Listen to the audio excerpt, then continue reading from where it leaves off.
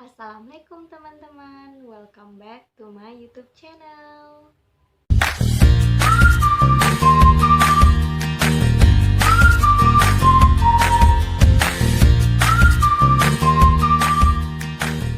Nah, pada video kali ini saya ditugaskan untuk membuat sebuah video penjelasan tentang pendekatan SFBC dan mempraktekkan proses konseling pada teknik SFBC. Nah, video ini dibuat untuk menyelesaikan tugas mata kuliah teori dan praktek konseling postmodern yang diampu oleh Ibu dosen Dr. Farida Aryani MPD. Nah, sebelum itu, perkenalkan nama saya Nur Nabila Sari Abidin, kelas B, angkatan 2018, jurusan Psikologi Pendidikan dan Bimbingan, Fakultas Ilmu Pendidikan, Universitas Negeri Makassar. Nah, untuk mempersingkatkan waktu, langsung saja kita ke video penjelasan tentang SFBC-nya. Nah, yang pertama itu ada pengertian. Konseling singkat berfokus pada solusi, berbeda dengan konseling tradisional dengan menjauhkan masa lalu, baik dari masa sekarang maupun masa depan. Konseling ini sangat berfokus pada apa kemungkinan, sehingga konseling ini hanya mempunyai sangat sedikit atau sama sekali tidak ada ketertarikan dalam memahami permasalahan. Nah, selanjutnya itu yang kedua ada biografi. Di sini terbagi dua, yaitu yang pertama Inso Kimber dan kedua Steve DeHazer. Inso Kimber adalah direktur eksekutif dan pendiri bersama dengan Steve DeHazer pada pusat terapi singkat untuk keluarga di Milwaukee sebagai pemimpin teori terdapat atau terkemuka dalam terapi singkat berfokus pada solusi. Dia telah memberikan sejumlah workshop pelatihan di Amerika Serikat, Jepang, Korea Selatan, Australia, Denmark, Inggris, dan Jerman. Yang kedua itu ada Steve DeHazer. Steve DeHazer adalah seorang populer terapi singkat yang berfokus pada solusi.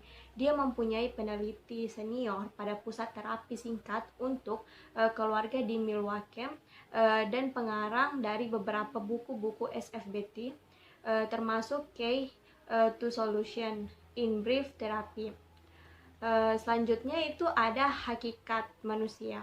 Terapi singkat berfokus solusi atau SFBC didasarkan pada asumsi optimistik bahwa seseorang adalah individu yang sehat dan kompeten dan mempunyai kemampuan untuk membangun solusi yang dapat meningkatkan kehidupan mereka. Yang selanjutnya itu ada tujuan. Tujuan utama dari SFBC meliputi itu membantu klien untuk mengadopsi pergeseran sikap dan bahasa klien dari berbicara mengenai permasalahan menjadi berbicara tentang berbagai solusi. Klien didorong untuk melakukan pembicaraan tentang perubahan atau solusi ketimbang berbicara mengenai masalah. Ini didasarkan asumsi bahwa apa yang kita bicarakan akan cenderung menjadi suatu yang kita hasilkan. Berbicara mengenai permasalahan akan menghasilkan permasalahan yang berkelanjutan. Selanjutnya itu ada tahapan. Tahapan konseling SFBC itu yang pertama membuat perencanaan. Terbagi A itu klarifikasi peran atau role clarification, B deskripsi masalah atau problem description, C merumuskan tujuan atau goal formulation, D bergerak menuju solusi atau moving toward a solution, E penutup atau ending. Yang kedua itu ada sesi berikutnya. Pada sesi kedua dan sesi berikutnya, tugas konseling adalah mengidentifikasi apa yang telah menjadi lebih baik dan bagaimana tindakan konseling untuk mempertahankan keadaan yang lebih baik tersebut. Para konselor SFBC sering menggunakan teknik early shifting, uplifting, dan reinforcing pada sesi kedua dan berikutnya. Sesi ketiga itu evaluasi kemajuan dalam diri konseli, dan sesi keempat itu terminasi atau mengakhiri sesi konseli.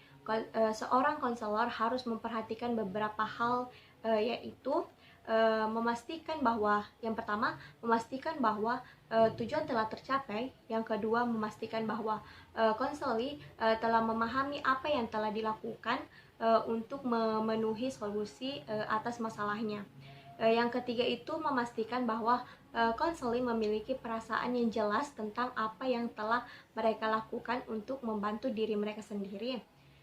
Yang keempat itu memastikan bahwa konseling bisa menerapkan langkah-langkah ini pada situasi lain. Yang kelima itu memastikan bahwa konseling dapat mengenali tanda-tanda awal munculnya masalah bagi dirinya.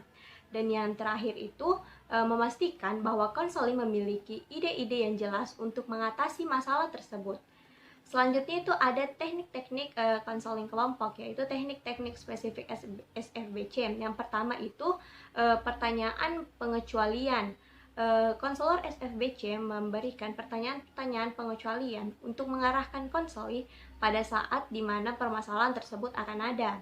Dan yang kedua itu ada pertanyaan keajaiban atau mujizat. Pertanyaan keajaiban adalah suatu bentuk pertanyaan yang meminta individu untuk membayangkan atau berimajinasi di masa depan ketika masalah yang mereka hadapi saat ini terpecahkan. Yang ketiga itu pertanyaan berskala. Pertanyaan berskala adalah pertanyaan yang dirancang untuk memfasilitasi konseling dalam mengetahui seberapa besar perubahan atau kemajuan yang telah dicapai dalam mencapai tujuan penyelesaian masalahnya.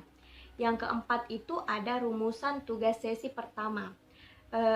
Adalah suatu format tugas yang diberikan oleh konselor kepada konseling untuk diselesaikan pada sesi pertama dan sesi kedua.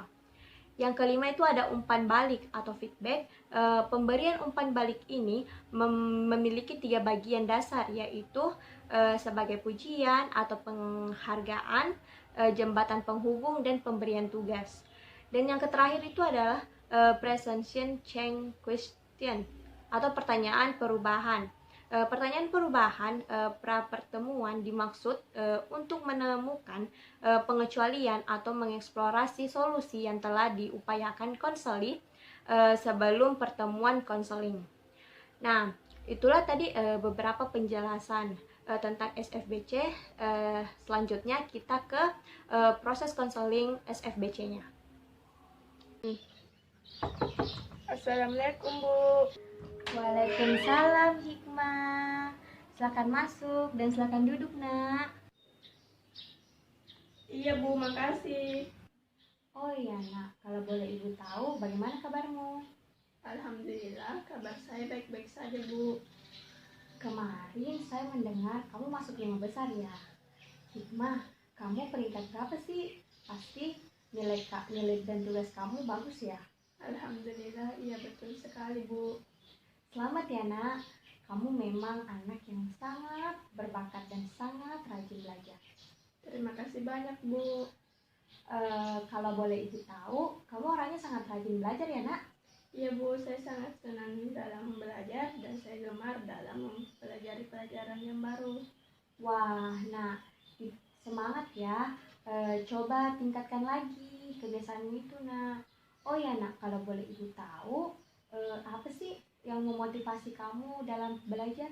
Terima kasih ya, Bu, yang membuat saya termotivasi itu, Bu, karena dari saya kecil saya itu sangat menyukai belajar dan saya anaknya dari kecil sudah sangat aktif, Bu.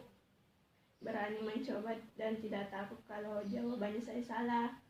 Dan orang tua saya pernah berkata, selama kita belajar pasti tidak ada yang sia-sia, karena nanti kedepannya pembelajaran kita pakai dan bermanfaat untuk cita-cita saya kedepannya. Wah, Nak, saya sangat salut denganmu, Nak, karena kamu mau berusaha dan kamu tidak takut untuk mencobanya. Dan kamu sudah memikirkan kalau belajar akan berguna untuk cita-cita kamu ke depannya. Iya, Bu, alhamdulillah. Terima kasih banyak saya bisa begini karena kedua orang tua saya yang mengajarkan saya dan guru saya yang berada di sekolah, Bu. Oh iya, Nak, kalau boleh Ibu tahu, apa sih cita-cita kamu? Cita-cita saya, Bu, menjadi dokter. Wah, cita-cita yang sangat bagus. Semoga kamu bisa meraih cita-citamu ke depannya, Nak. Amin, Bu. Terima kasih banyak atas doanya, Bu. Oh iya, Nak.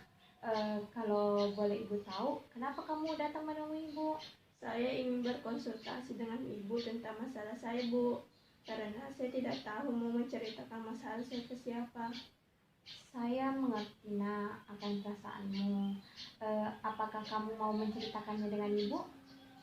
Jadi begini Bu, sebenarnya saya mempunyai permasalahan, makanya saya datang ke ruangan Ibu. Baiklah nak, kalau kamu ingin menceritakannya dengan ibu, silahkan nak. Namun sebelum kita berkonsultasi lebih lanjut ke depannya, ibu mau menyampaikan bahwa pertemuan kita ini memiliki prosedur dan tujuan, yakni mau membantu klien atau Anda dalam menemukan solusi dalam permasalahan Anda. Ibu sangat percaya bahwa kamu itu bisa menemukan atau memiliki solusi sendiri untuk masalahmu nantinya. Hanya saja di sini ibu perlu memperjelas agar solusi itu benar-benar dapat kamu terapkan dalam keseharianmu. Nah, peran ibu di sini untuk membantu memperjelas solusi-solusi yang akan kamu tempuh untuk menyelesaikan masalahmu nantinya. Bagaimana nak? Apakah kamu bersedia? Baik Bu, saya mengerti dan saya bersedia. Sebelum itu, terima kasih Bu sudah mau mendengarkan masalah yang saya hadapi ini. Semoga saya nantinya bisa mendapatkan solusi dari permasalahan ini. Amina, jika kamu sudah aktif dalam proses konseling, tentunya kamu akan menemukan solusi dari masalah yang kamu hadapi ini. Tapi nak, kamu harus percaya diri bahwa kamu itu bisa. Tidak ada masalah yang tidak ada solusinya. Pasti Baik. semuanya ada. Baik Bu. Oh iya nak, sebelum itu ibu mau menyampaikan sebuah prosedur yaitu dalam layanan ini menentukan pertemuan sekitar 3-4 kali dalam pertemuan yang mana pertemuan itu memerlukan waktu sekitar 60 menit. Namun itu semuanya tergantung kepadamu. Jika kamu aktif dalam melakukan perubahan untuk menuju solusi, maka konseling ini bisa segera berakhir. Namun jika kamu tidak berperan aktif, maka waktu yang akan kita gunakan pasti akan lebih lama. Iya Bu, saya mengerti dan saya akan bersedia aktif dalam proses konseling ini. Baguslah nak, ibu tidak ragu dalam kamu. Memang anaknya sangat pintar.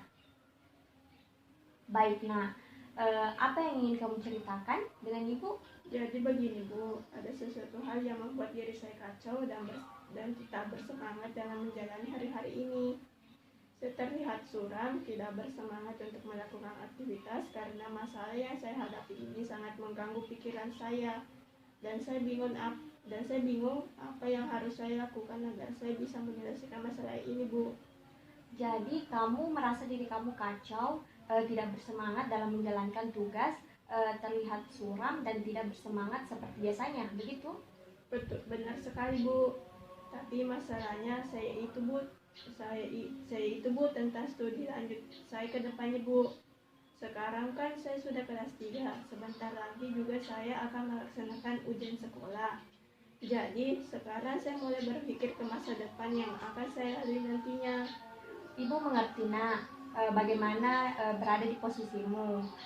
Pasti masalahmu ini membuatmu sangat kepikiran terus-menerus, apalagi nak. Iya Bu, terima kasih. Terus begini, dari kecil itu saya mau sekali menjadi dokter Bu. Dari kecil saya sudah mencita-citakannya. Bahkan saya sudah beranggang-anggang kalau saya sudah menjadi seorang dokter Bu. Tapi kedua orang tua saya tidak mengizinkan saya untuk melanjutkan sekolah saya di jurusan kedokteran Bu. Baik, ibu sekarang paham. Dapat ibu simpulkan bahwa masalah kamu, Nadhikmah, itu tentang studi lanjut. Buat kedepannya harus bagaimana? Karena kamu sudah mempunyai jurusan sendiri yang kamu mau incar, tapi malah kedua orang tua kamu tidak setuju akan hal itu. Benar sekali Bu, tapi saya selalu kepikiran Bu apabila saya sudah berada di rumah Bu. Itu hal yang wajar kok nak. Kalau boleh ibu tahu, orang tuamu nak menginginkan kamu masuk ke jurusan apa? Orang tua saya lebih memilih saya kuliah di jurusan manajemen dan notabene itu sangat jauh berbeda dengan apa yang saya inginkan Bu. Baiklah nak, kalau boleh ibu tahu apa yang sudah kamu lakukan untuk menyelesaikan permasalahanmu ini? Dan saya sudah lakukan itu Bu, saya menyampaikan atau saya berbicara dengan baik kepada orang tua saya. Tapi orang tua saya tetap kekeh dan pendirian Bu. Begitu ya nak. Intinya orang tuamu masih sayang denganmu karena mereka masih memikirkanmu nak, masih memikirkan masa depanmu. Tapi orang tuamu tak setuju dengan jurusan yang kamu mau. Tapi kalau boleh ibu tahu, apakah kamu sudah puas melakukan hal itu ke orang tuamu? Belum Bu.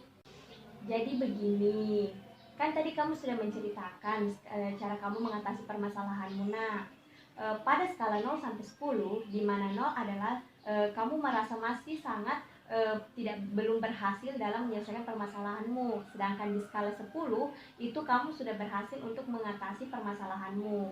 Nah, ibu mau bertanya, kira-kira kamu sekarang sudah berada di skala nomor berapa? Saya merasa masih berada di skala 3 Bu. Kalau boleh ibu tahu, kenapa kamu memilih berada di skala 3? Jadi begini Bu, saya merasa tidak maksimal atau belum puas dalam memberitahu kepada orang tua saya karena saya belum bisa meyakinkan mereka. Baik nak, ibu mengerti akan perasaanmu nak. Pasti kamu sangat sulit menyelesaikan permasalahanmu dengan orang tuamu. Lalu ibu mau bertanya, kira-kira yang kamu inginkan dari masalah ini apa? Apa yang kamu ingin kerjakan? Saya mau orang tua saya mengerti akan perasaan saya Bu, karena ini cita-cita saya dari kecil Bu. Saya mau orang tua saya mendukung saya Bu, bukan malah membantah atau tidak menyetujui apa yang saya cita-citakan Bu. Baik nak, ibu mengerti. Kalau begitu, melalui konseling ini, apa yang ingin kamu perbaiki dari masalahmu ini? Saya ingin orang tua saya bisa mengerti Bu. Yang mau saya perbaiki itu Bu, dan orang tua saya bisa menurunkan egonya demi kebaikan saya Bu, karena nantinya saya akan menjalankan Bu, saya yang akan melaluinya Bu. Oke, ibu paham sekarang. Kamu coba untuk memperbaiki posisi duduk kamu, cari yang membuat kamu nyaman, dan pejamkan mata kamu. Lalu bayangkan kalau kamu sedang berbicara dengan orang tuamu tentang jurusan yang kamu mau. Karena berbicara dengan orang baik atau orang tuamu pasti mengerti akan perasaanmu dan menyetujui kamu untuk melanjutkan sekolah di jurusan kedokteran yang persis kamu inginkan. Baik Bu, apabila apa yang saya bayangkan ini tercapai Bu, pasti saya sangat-sangat senang Bu, karena apa yang saya inginkan bisa tercapai dan bisa terlaksana dengan baik Bu. Bagus nak. Kalau begitu, tujuan yang ingin kamu capai dalam konseling ini adalah orang tua kamu menyetujui dengan jurusan yang kamu mau dan menurunkan egonya dengan tidak menyuruh kamu untuk memilih jurusan manajemen. Iya Bu, betul sekali Bu. Nah, sejauh ini kan kita sudah membahasnya bagaimana agar tujuan konseling lebih mudah tercapai. Bagaimana kalau kita kembali dalam bentuk skala 0 sampai 10 yang tadinya? Kira-kira kamu sekarang berada di skala berapa? Saya sekarang sudah merasa berada di skala 5 Bu. Wah, sudah lumayan bagus tuh nak. Karena dari 3 kamu naik ke 5. Seandainya kamu dari awal bulan berada pada posisi 0 dan sekarang berada pada posisi 5, apakah yang sudah kamu lakukan untuk sampai ke titik skala yang sekarang? Yaitu dengan saya sudah menunjukkan prestasi belajar saya yang semakin baik setiap tahunnya, mendapatkan nilai yang bagus, dan saya sudah membujuk kedua orang tua saya untuk tidak memaksa saya untuk mengikuti kemauannya.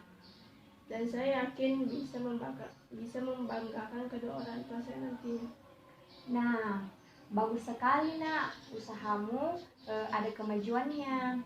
Sekarang ibu mau bertanya, apakah kamu sudah merasa nyaman dan senang berada di skala 5? Tidak Bu, saya mau berada di skala 9 Bu. Saya mau naik ke skala yang lebih tinggi Bu. Kalau boleh ibu tahu, pemahaman kamu tentang skala itu seperti apa sih? Skala yang maksud di sini, orang tua saya bisa mengurangi egonya dan bisa mengizinkan saya memilih apa yang saya inginkan. Lalu ibu mau bertanya, kamu akan melakukan apa agar kamu bisa mencapai skala yang kamu inginkan? Nah, itu dia. Makanya saya datang ke sini dan berkonsultasi dengan ibu karena saya tidak mengetahui solusi apa yang bisa saya pakai untuk meyakinkan kedua orang tua saya, Bu. Makanya saya datang meminta bantuan dan solusi, Bu.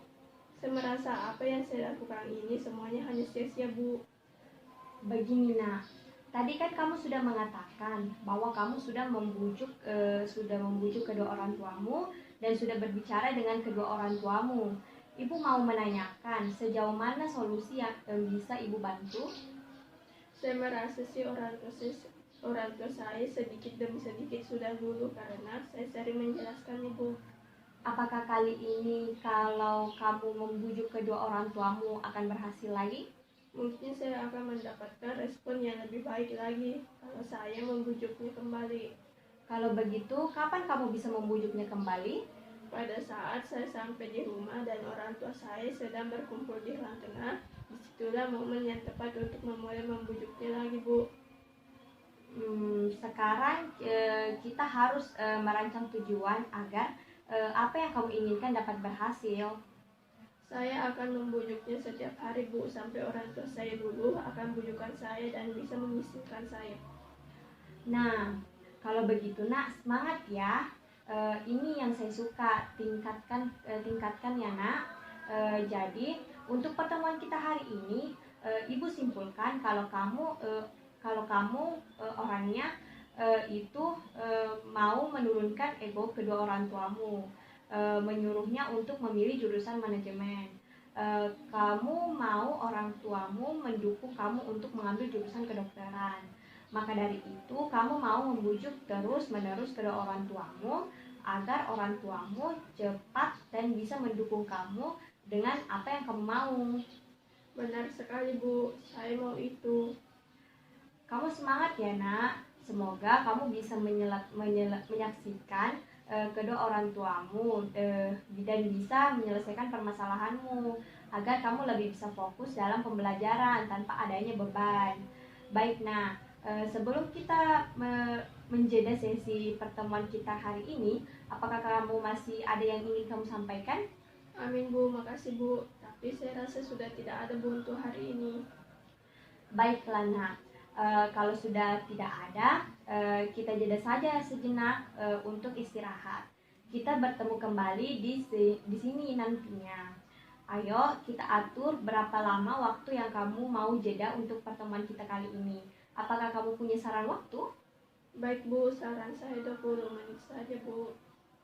Baik nak, kita jeda pertemuan kita selama 20 menit saja ya. Nanti setelah 20 menit kita bertemu lagi di sini ya. Iya, Bu.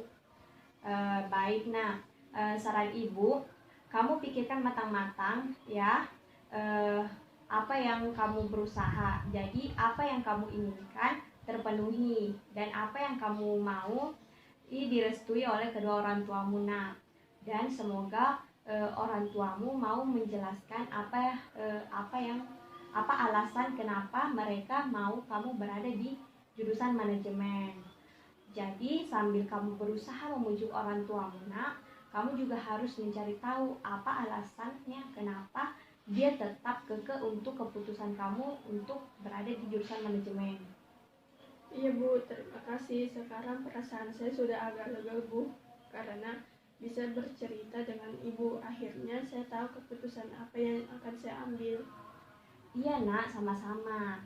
Baik nak, karena sudah beberapa tujuan yang telah kita lalui bersama dan agar kita bisa melihat hasilnya, nanti kita akan bertemu beberapa hari ke depan dan melihat hasilnya. Apakah kamu sudah mempunyai kemajuan dalam proses yang kamu lakukan ini? Dan ibu minta kamu perhatikan baik-baik penjelasan dari orang tua kamu nantinya agar kamu bisa mempraktekannya dengan ibu. Apakah kita telah bertemu nantinya di beberapa hari ke depan, menjelaskan bagaimana cara agar bisa membujuk kedua orang tuamu agar bisa diizinkan untuk mengikuti kemauanmu. Maksud ibu, saya harus mengerti dengan apa yang orang tua saya jelaskan kepada saya apabila saya membujuknya nanti, Bu, agar Iya, saya bisa menjelaskan juga dengan ibu. iya nak, betul sekali. Itu maksud ibu. Oh ya nak, sebaiknya kita sekarang menentukan hari kapan kita bisa bertemu kembali untuk membahas kemajuan ini. Kalau bisa, Bu, 5 hari dari sekarang, Bu, nanti saya datang menemui ibu di ruangan ini, Bu. Baik nak, kita bertemu 5 hari ke depannya. Saya senang kamu mau curhat dan konsultasi dengan ibu. Kamu anaknya sangat cerdas dalam menentukan solusi. Apa yang kamu buat dan apa permasalahanmu ini. Saya juga sangat-sangat senang dan sangat-sangat berterima kasih karena ibu mau membantu saya dalam menyelesaikan permasalahan saya, Bu. Astaga nak, kamu tidak perlu berterima kasih dengan ibu karena itu sudah tugas ibu menjadi seorang guru BK, membantu menyelesaikan permasalahan siswanya. Dan juga kan kamu sendiri yang menentukan solusi apa yang kamu mau untuk dirimu sendiri. Intinya nak, sampai ketemu di 5 hari mendatang ya nak. Baik, Bu, terima kasih. Assalamualaikum. Waalaikumsalam nak. Nah, itulah tadi sedikit penjelasan tentang SFBC dan proses konseling SFBC. Apabila ada kesalahan kata, mohon dimaafkan ya. Wabillahi taufiq wal hidayah. Wassalamualaikum warahmatullahi wabarakatuh. Jangan lupa like, comment, and subscribe ya. Dah.